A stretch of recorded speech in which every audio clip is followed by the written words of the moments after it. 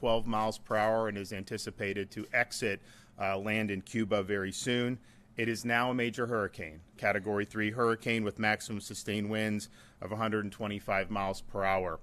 Overnight and into this morning, some of the modeling that has been done is now projecting a landfall south of Tampa Bay. I know we've talked about the cone of uncertainty where the landfall was projected. We had it in North Florida just a couple days ago. That's consistently been moved more east into the Florida Peninsula. Yesterday evening, there were a lot of solutions bringing it right into Tampa Bay. Now you have a lot of solutions bringing the landfall into the Sarasota area. There's still uncertainty with where that exact landfall will be. But just understand the impacts are going to be far, far broader than just where the eye of the storm happens to make landfall. In some areas, there will be catastrophic flooding and life-threatening storm surge. And so if you're on Florida's Gulf Coast, from Naples all the way through the Tampa Bay area and some of the counties north of that, that could be something that happens. And it will certainly happen in some parts of Florida's Gulf Coast. Now, I know there's folks in Southwest Florida who remember Hurricane Charlie was projected to make a direct impact into Tampa Bay, and then it turned and went into Southwest Florida. I would just say the track may end up doing something similar, but this is a much different storm. Charlie was a lot smaller. It was powerful. It was a Category 4. Most of the damage from Charlie was from wind and wind destruction.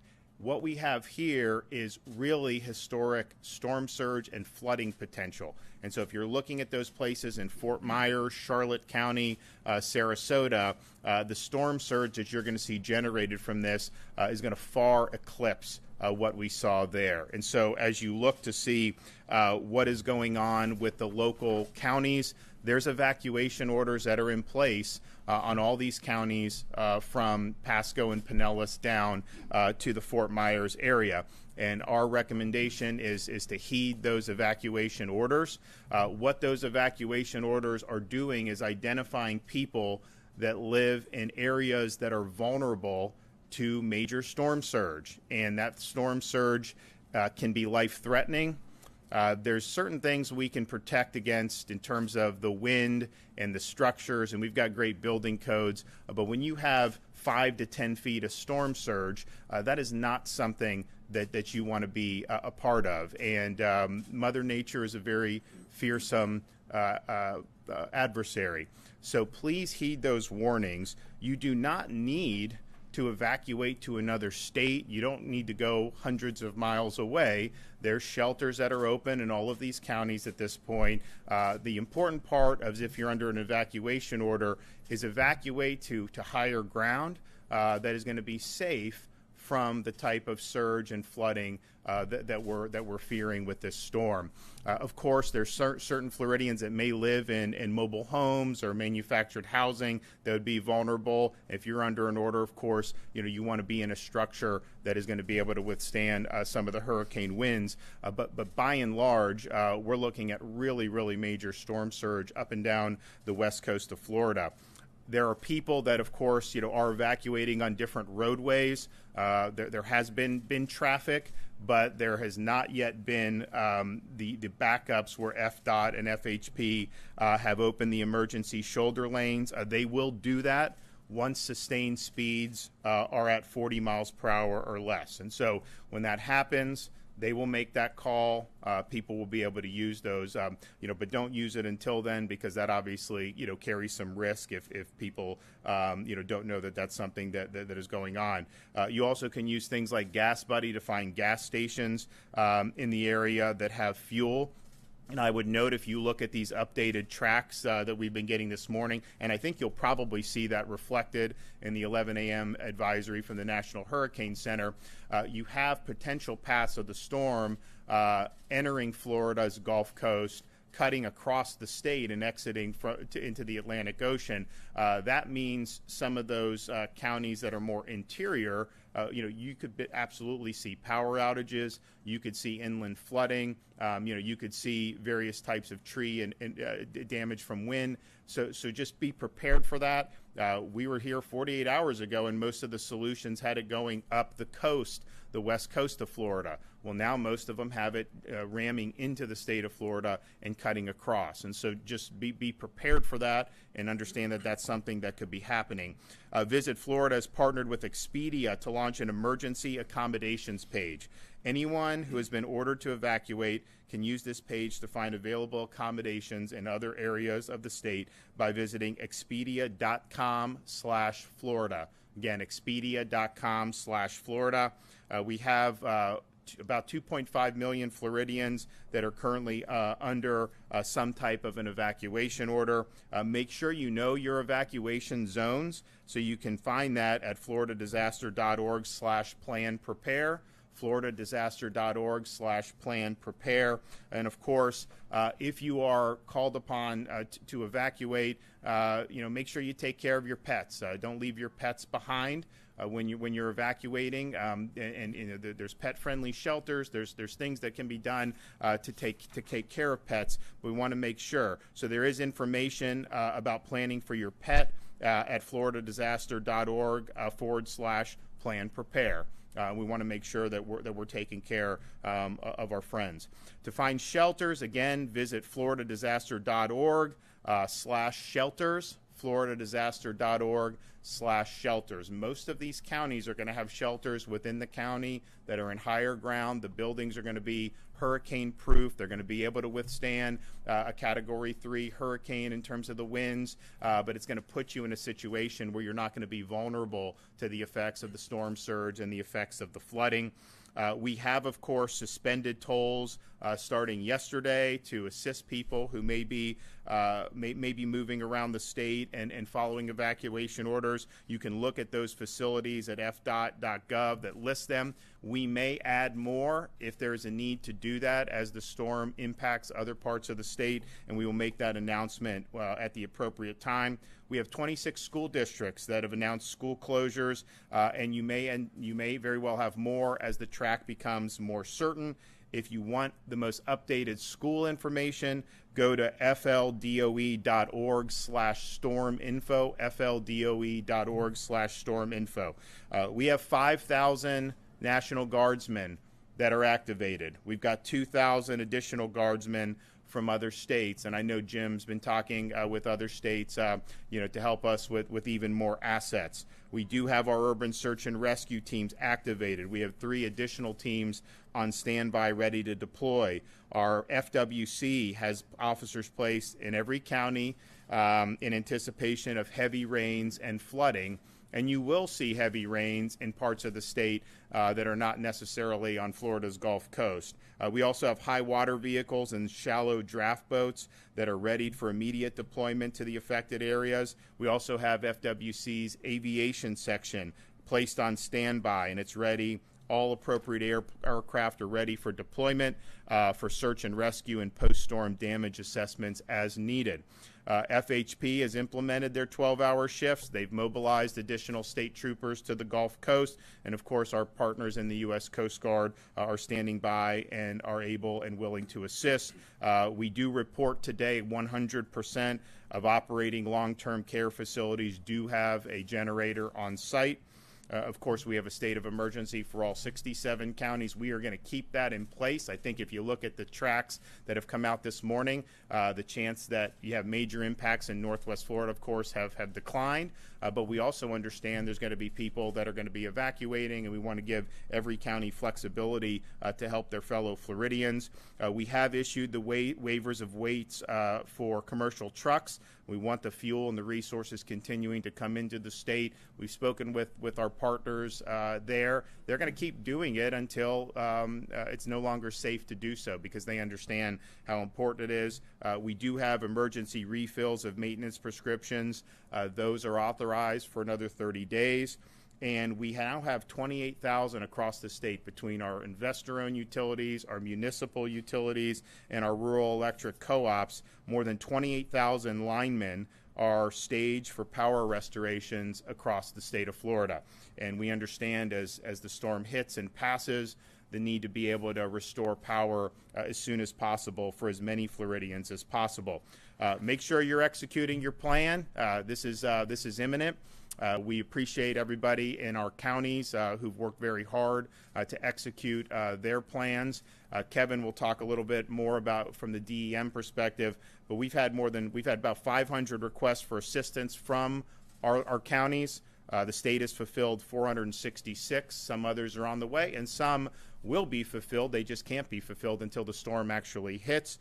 We mentioned sending medical professionals to Hillsborough County Special Needs Shelters. We sent another 120 to surrounding counties. We do have our logistical staging area in Polk County, and we will have additional staging later today. 300 ambulances supporting special needs evacuations have been deployed. Hundreds of generators and pumps have been staged, primarily in the Tampa area. And of course, pre-landfall food and water has been staged for Tampa Bay region. Now, as the track has moved a little bit more to where you have potentially greater impacts in Southwest Florida. I mean, we knew you were going to get storm surge all along. I mean, it's just the nature of a storm this big.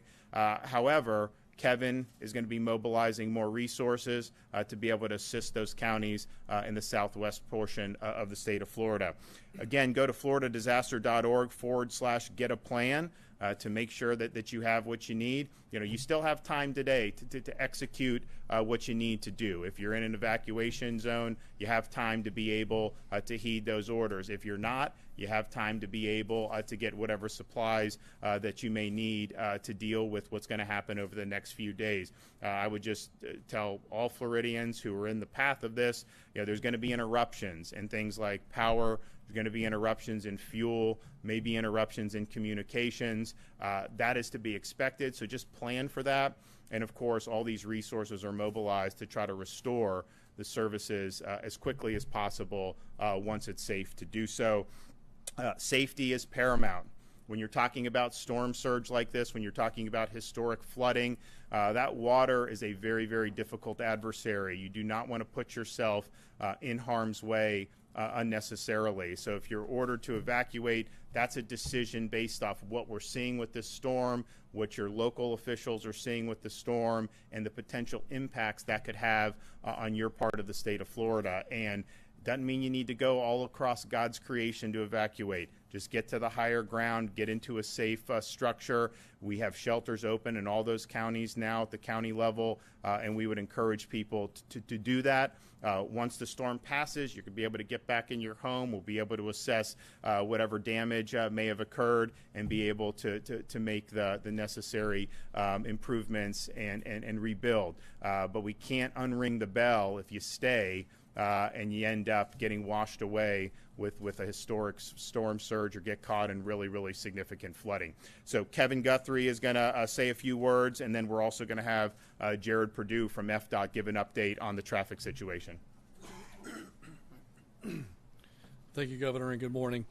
I'm going to start with a bullet point that I actually don't have because it was just sent to me, but the National Hurricane Center is now predicting that landfall will be Venice in 35 hours at 125 miles an hour. So again, Venice in 35 hours at 125 mile an hour, making that a major Category 3 landfalling hurricane. We currently have more, as the governor mentioned, we currently have more than 500 active mission requests from our local partners, and we are working diligently to ensure that all the needs are met. The governor already mentioned that we are starting to move additional contract staff and additional resources into the Southwest Florida area. We do have the 5 urban search and rescue teams that are on standby, and we were moving those again around the state of Florida. I think it's very important to say that Tampa Bay region, you are not out of the woods yet. There is still going to be a storm surge event in the Tampa Bay region. We're waiting on that data to come in to see what those actual numbers are going to be, but you need to continue to heed the warnings that are in place for Pinellas, Tampa, Manatee, Hillsborough. Do not return yet if you have evacuated. Residents can expect power due to anticipated impacts from the storm statewide. We do have telephone companies on standby. We have the big 3 wireless companies here in our EOC with us. Floridians should be prepared and have a communications plan in place with their families on how they plan to communicate after the fact.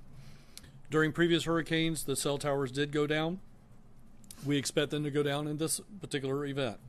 Residents should have alternate ways to communicate with friends, loved ones, and family. It's also important to remember when an evacuation order is issued, you may only need to evacuate tens of miles, as the governor has mentioned already, instead of hundreds of miles. Many people in the southwest Florida area, your best bet is going to be evacuate across the state. Just go straight across the state to Broward, Miami-Dade, Palm Beach. Do not try to go north. That will certainly help the secretary from DOT to help manage that traffic. Do not go north. Go straight across over to southeast Florida. Residents should take the time now to determine if they live in an evacuation zone. Again, that is available at floridadisaster.org/KNOW or/plan prepare, as the governor has already mentioned. I want to take a moment we've had some calls come into our call-in center. It is not the FEMA flood site. These are evacuation zones on floridadisaster.org. They are not one and the same. We had a lady call in this morning saying, well, it says I live in a zone X. That is a FEMA flood map. That is not a storm surge zone evacuation zone. So please know the different season, especially in this event. That'll cut down on lines at gas stations. If you live in an evacuation zone and you decide to shelter in place, make sure you have enough supplies to weather the storm. We may be without power 3, 5, 7 days or more, depending on the situation. You'll want to make sure that you have extra cash in case in case credit card services are unavailable after the storm. Another major threat with Hurricane Ian is going to be damaging winds. So if you can pick it up, put it up. Again, if you can pick it up from your yard, put it up. Secure those loose items in your yard. Take the time to clear all that potential debris. Bring in furniture. Strong winds can pick those items up and crash them into your home or your neighbor's home. For more updates in your area, remember to follow your local county emergency management activity. That will be the best source of information at the local level on your evacuations. The division has activated the State Assistance Information Line, the cell line, to provide additional resources for Floridians to receive up-to-date information regarding Hurricane Ian via phone.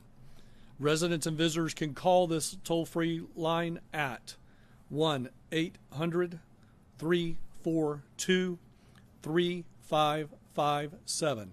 I'll repeat that number. It is 1-800-342-3557. You can also follow the division on Facebook and Twitter. Our Twitter handle is at FLSERT. That's at FLCERT. If you have any additional information that you need, you can always go to our floridadisaster.org website /info. Governor, again, thank you very much for your leadership in this situation. Great. Jared? Yes, thank you, Governor, and good morning. As the Governor mentioned, toll suspensions are still in effect for listed facilities focused on the coastal areas. We are going to continue to monitor the situation and will potentially enact more as deemed appropriate. You can go to fdot.gov for more information on that. FDOT road and bridge contractors have suspended operations on active construction projects within the projected path of Hurricane Ian. These projects are performing activities such as lowering crane booms, high mast lighting, securing barges, clearing traffic control devices, and checking drainage systems. Contractors are also opening all travel lanes and removing non-critical barricades to aid in evacuations. For bridges in the potential impact area, once wind speeds increase beyond 40 miles per hour, we coordinate very closely with FHP and local law enforcement and stop traffic from crossing bridges for the safety of the traveling public. FHP will be closely monitoring wind speeds on critical bridges such as the Sunshine Skyway Bridge. FDOT is staging resources nearby to perform critical road and bridge inspections after the storm in order to resume bridge usage as soon as it is safe to do so. Typically, inspections are performed and we prioritize coastal bridges and move inland. For example, in the Tampa Bay area, Howard Franklin, Sunshine Skyway, Courtney Campbell, Gandy Boulevard, and Pinellas Bayway would be those priorities. Additional resources are being staged strategically in safe locations in close proximity to the projected path to allow for quick implementation following the passage of the storm. FDOT is activating specific emergency and pre-event contracts and also road clearance contracts to expedite roadway openings after the storm passes through. FDOT will also be closely coordinating with utility providers to coordinate post-storm debris operations in support of power restoration. We continue to coordinate very closely with FHP, Georgia DOT, Florida DEP, and the U.S. Coast Guard for other bridge and road closures and to facilitate evacuations and debris cleanup after the storm passes through. All of our seaports currently have adequate fuel supplies and are well positioned to quickly reinstate operations following the storm to keep fuel supplies moving. Seaports in the cone of influence have already begun suspending operations to prepare for impact and staging appropriate resources to safely restore operations after the storm. We're also very closely coordinating with our airports in the area of impact. For information on airport closures, please get with your local airports. As evacuations continue, FDOT has traffic management centers around the state that operate 24/7. We have teams monitoring traffic levels along critical corridors to ensure safe and efficient flow of traffic. We've also increased our resources in terms of FDOT road rangers and motorist assistance to aid in evacuations, and we will be closely monitoring traffic speeds, traffic volumes along the evacuation routes, and we'll also be considering the use of the shoulders when it is needed. As the governor mentioned, we typically look at operating speeds of around 40 to 45 miles per hour. We've already begun operations to make sure the shoulders are clear of debris and clean so that vehicles can safely use them. Florida's 511 travel information system is available for drivers to stay informed about roadway conditions during emergencies. These services includes traffic conditions, road and bridge closures, toll suspensions, and other specialized alerts. To use Florida's 511, visit the website at fl511.com or download the app on both Apple and Android devices. Again, Governor, thank you for your leadership. Okay. So so that's what the NHC is going to have that at the 11 advisory. That's what we're being advised. Okay, so and we had mentioned because the models overnight that were coming in were all arriving at solutions in Sarasota area. The National Hurricane Center's 11 a.m. advisory will confirm that with a landfall in the southern part of Sarasota County. Now again, this thing is just getting over Cuba. I mean, there could be more wobbles, and so the idea that the eye is no longer projected to hit Tampa Bay directly does not mean that you will not have major impacts in Tampa Bay. Does not mean that you can't see a wobble going a different direction. I will say, just having watched these runs over the past 96 hours or so, you are seeing the models really, really push more east. And so if you have an impact into a place like Venice, that is going to be a lot of inundation, a lot of surge in places like Charlotte County, places like Lee County, of course Sarasota as well. But what that will also do is likely bring it to cut it across the state of Florida. And so there's different models on that, but a lot of them now have it cutting across and going out into the Atlantic Ocean. So if you're in some of those interior parts of the state of Florida, from kind of up I-4 almost, and some of those things, just anticipate. Now, it's not going to be a Category 3 hurricane by the time it gets to you, but anticipate interruptions, anticipate wind, anticipate a lot of rain. And, of course, we have rivers and waterways all throughout the state of Florida, including the interior, that are in danger of overflowing under those circumstances. And so just continue to watch the weather wherever you are in the state of Florida. Heed the advice of your local officials. But this is definitely something that is getting closer and closer. And so act now to do what you need to do to protect yourself and your family. Okay, any questions? Yeah, Governor, worst case scenario, and I think you may have seen Jeff Brandis make some calculations about the insurance impact that citizens could be, which covers 25% of Tampa Bay area, could be, paying out $10 billion. The total cost just for the Tampa Bay area could be $40 billion. Is there some contingency plan in place beyond what the legislature and you approved, to lower the hurricane catastrophe cap? We'll address it. I mean, we'll address it. I mean, we have a CAT fund that's flush. We put another $2 billion into kind of an added layer of protection. I would say, though, we are looking at a lot of flood claims. I'm not saying there's not going to be wind damage. I mean, it's a hurricane, so you're likely to see that. But when you're talking about things like Tampa Bay, the danger and why Tampa Bay is so fragile in terms of these types of storms and why people have said that's the one place in Florida that could have the most damage is because that water's got nowhere to go in Tampa Bay. And so you end up with surge, you end up with flooding. In that Tampa Bay area, we have close to 1 million flood policies under the National Flood Insurance Program. We've got about 15,000 private policies. And so most of that is going to end up being an issue for that.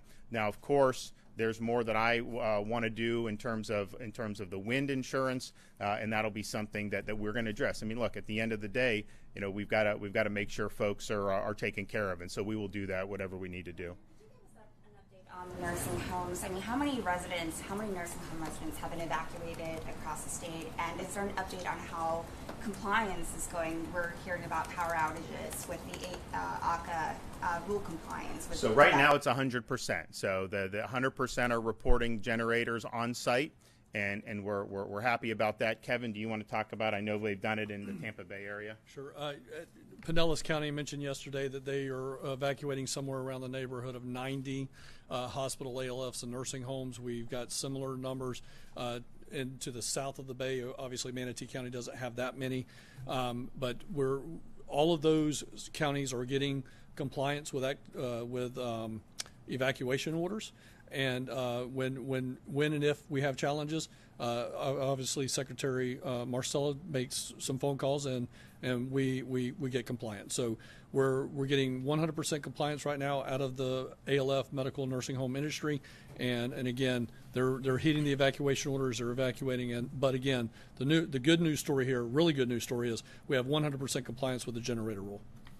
And Kevin will be moving. I think you already are in the process of surging more of the ambulances down to Southwest Florida. Obviously, we've had a lot staged in Tampa Bay, and there will still be support there. But as you look at the track shifting further south, there's going to be more needs there as a result. And so Kevin is doing that, and I think that's good. As you know, in southwest part of the state of Florida, I mean, we've got a lot of elderly residents, not just in ALFs, but certainly we've got a lot of those facilities in counties like Collier, Lee, and Charlotte. Yes, sir.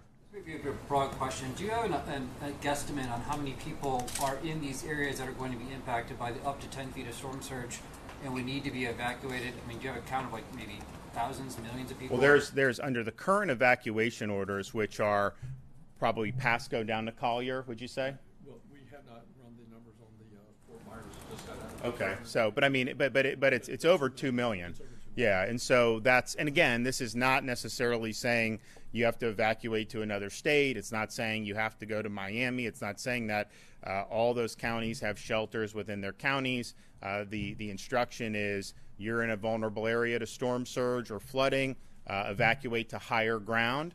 And if you evacuate to higher ground in a structure that is sound, you're going to be fine. And that's something that we just want people to know. When they say evacuate, that doesn't mean keep traveling until you have no chance of being rained on or have no chance of having any. You don't need to do that. Obviously, it's a free country. People can get in the car and do what they want, but that's not what it means. The impacts as it gets into the state of Florida, if you are not in a low-lying area and you're in a structure that is sound, you're going to be okay when you do that. And so this is Charlie back in I guess 2004. That was kind of a buzzsaw. It was a Category 4, a lot of wind damage, really, really destructive in terms of what it did in Southwest Florida. Of course, people thought it was going to hit Tampa, and then it shifted. Obviously, if you have a Cat 3, people say maybe it was. We were hoping it was going to weaken before it hit landfall. The problem is the further east it's gone, the less time it has to weaken. Nevertheless, what this is really doing, because of the size of the storm, is it's kicking up a lot of surge. I mean, those seas, the Gulf is going to be very angry as this comes in, and you're going to see that happen. And so the danger to life and limb is really from that surge and from that flooding, more so than the wind. Obviously, if you're in a mobile home and you have 120-mile-an-hour winds, I mean, that's going to be a problem, and heed the evacuation orders accordingly. But we've got a lot of Floridians who are in low-lying areas, and when you have storm surge of this magnitude, that can absolutely be life-threatening. We want everyone to be safe. Of course, if there's need for search and rescue, we've got resources. The counties have great resources. The state, National Guard, other states are helping, and we will do that. But just keep in mind that when you're doing that, those first responders are put at risk by going into those situations. So if you can avoid that at the front end by getting to a safer position, that is obviously going to be good, not just for you, but it's also going to be good for the people that may be called upon to go into harm's way. Can you give us an update on the fuel supply? This may be a question for Secretary Perdue, but have you all considered making all of the lanes eastbound out of Tampa? So I'll let him amplify that, but basically that issue has been studied by the department over about 10 years or so, and what they have determined is that it's more efficient to just expand into the emergency lanes and the shoulders and open those up for more traffic rather than try to make everything going in one direction. I think part of the issue is we need to access it in the other direction to help people and to bring in supplies, but I'll let Jared talk more about it. Yeah, absolutely. What you're referring to would be what we call contraflow, and we have done many studies, and we actually have proven that using the shoulder for emergency evacuations is a successful way to do it. You do need the other side of the facility for continued access for first responders and life safety missions. So, yeah, so we have successful examples of that, and we'll be closely coordinating throughout to make sure traffic continues to flow. And he's going to look. I mean, they will open those lanes once you have less than 40 miles per hour sustained traffic flow, and the places where that would happen would, of course, be I-75 north out of the Tampa Bay area or in Sarasota, but also I-75 going across Alligator Alley, and then, of course, I-4. Someone was showing some stuff about there's some traffic on I-4 last night, and so they're watching that. It has increased. Although I think most Floridians who are familiar with Central Florida know you could be between Tampa and Orlando on I-4 and run into traffic really at any hour of the day. But they are sensitive to that. They will open that up to be able to increase the flow. And basically, as soon as that under 40 happens, then they will do it. But by and large, we've seen an increase on the roads, but you still have flow, and that's monitored on a minute-by-minute basis. Are there areas where there are shortages? Is everything in terms of like fuel supply? Fuel supply, Kevin, you want to address that? I know technically the ports fall under Secretary Perdue, but we did talk to the Ports Council Executive Director, and everything is topped off. Now, at 8 o'clock this morning, West Coast ports were closed by the U.S. Coast Guard, but the port is not closed. It's closed to sea traffic. It is not closed to the fuel racks. So we can still keep getting fuel from those tanks and get that back out into the market. And we're still doing that. That's happening right now at every port on the West Coast, but we are officially closed. But before they closed, they topped everything completely off. And just, as people, of course, the fuel, keep that flowing, get the power back on. I mean, people are going to want to go back to their homes. I mean, there's a lot of people that have been evacuated in, say, Pinellas County. There's more evacuations all the way down the Gulf Coast.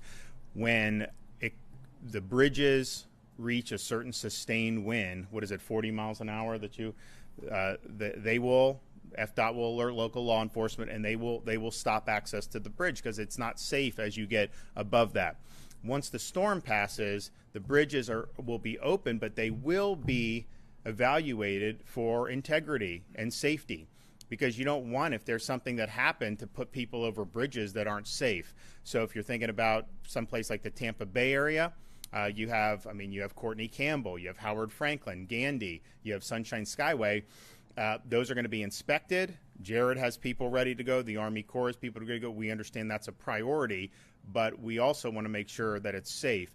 The extent that the storm goes more in the Venice area, you're looking at different bridges in and out of Charlotte and Lee County.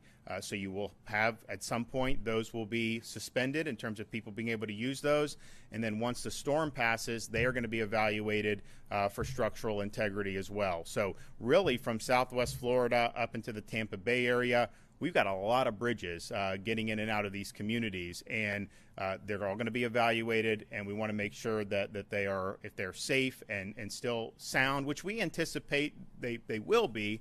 But this is a significant storm. Some of them that may be a little lower. There'll be water pushing up. So there's just a lot of factors. But that will happen. So just plan on when the storm passes. There may be a short period of time where that is being evaluated, and that's just being done for people's safety. Yep. Sort of a morbid question, but with the reality of this being a rainstorm and there being flooding and of course drownings and whatnot, I don't know if the state has given any estimate of how deadly this storm is going to be, given those sort of... I think it's hard to say. I mean, I think that the people that, when your local emergency officials are instituting an order for evacuation, the purpose of that is to protect people's lives. And the more people that heed that, the less likely that you're going to see fatalities when you have major storm surge or flooding in those areas. I will say, and it's something that Kevin has also talked about and I've talked about a lot, in some of the recent storms across the country, you've had more fatalities after the storm hit than because of the storm directly. And that has a variety of different reasons. One of the things is misuse of generators inside people's homes. That exhaust has got to go outside your home. Do not put that inside. That will be, you could get poisoned and you could die. So we see that happens now in pretty much every storm. So we've put out videos, we've put out different guidance about using generators I mean, nobody wants to be without power. Generators can be a great thing to kind of keep a sense of normalcy as you're waiting for other things around you to get back to normal, but you got to use it properly. There's also people will go into some of the standing water that you see. If you have standing water, you could have an electrical cord or something that is in there, and you could get harmed in that way.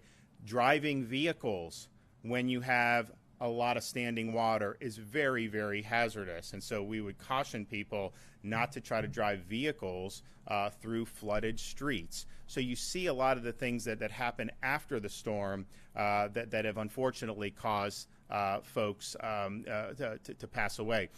So those are things that we're putting guidance out on. But on the front end of the storm, the surge, the flooding, making sure if you are in a vulnerable structure like a mobile home that you be able to evacuate to a safer structure is very, very important. The General, if I may, given the severity of the flooding we expect, what role do you expect the Guard to play in the aftermath of the storm? Really, it's we're a support role, whatever the Department of Emergency Management needs us to do. It could be everything from security to transportation. Aviation is a big part if we end up in search and rescue kind of scenarios. So, we're kind of the Swiss Army knife of operations. We can be used for whatever the Department of Emergency Management needs us to do. Alluded to seeking more assets. Can you be more specific about what type of assets maybe you all are searching for? Yeah, as we do our planning, it kind of changes every day. Yesterday we were looking at the potential even having to do air bridges into the peninsula of St. Petersburg, Clearwater.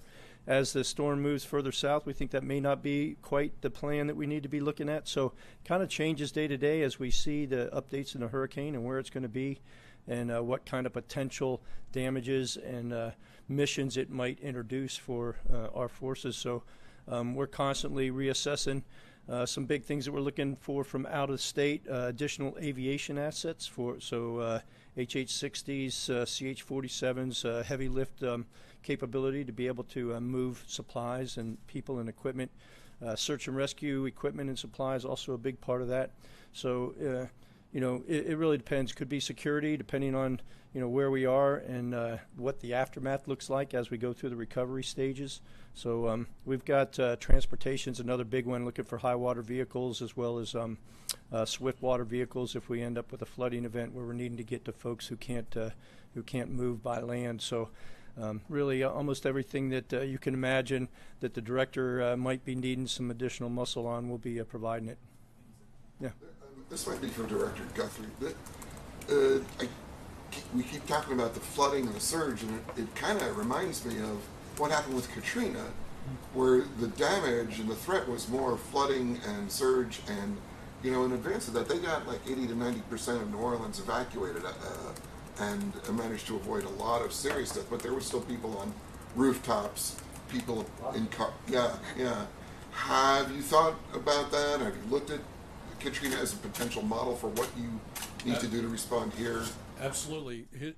History is past performance, and the best predictor of future performance is past performance. So we certainly look at all of those after action reports and take the best practices from them. And that's one of the reasons that in the last question that was just answered by the general, we're beefing up aviation assets so we can actually go out and do that recon after the disaster happens. So if we have somebody in an island situation, or maybe even on a vehicle rooftop, or even, God forbid, an actual structure rooftop, these guys can help us locate that. We can start moving ground assets into that situation, or if need be, we call in the Coast Guard, and the Coast Guard comes in and starts doing some type of aerial type rescue. So all of those things are true. But again, I want to reiterate what the governor just said. If people will heed evacuation orders, and it goes back to Eric's question, if they heed the evacuation order, I have a 100% guarantee that they will not die from storm surge if they heed the evacuation order. I have a 100% guarantee that they will not have to be rescued off a rooftop if they heed the evacuation order. Where we're at right now is execute your plan, start evacuating if you've been asked to evacuate. So we're going to be continuing to work with our local partners. I do want to thank everybody up here at the Florida Department of Emergency Management, everyone involved with the EOC. This was something that we saw coming when it was just, I guess, a disturbance off the, coming in there, and we understood the potential, and so we've been working with all the local partners under a state of emergency, and I do really appreciate all the work that they've done. The one thing about Florida, we have to deal with a lot of these threats. It's just something that you do when you live in a kind of a tropical paradise. But we're fortunate we have some of the strongest emergency management professionals in our counties anywhere in the country, and I think that they're doing a great job, and they'll continue to serve the people of their communities well as we weather this over the next many days. Thanks, everybody.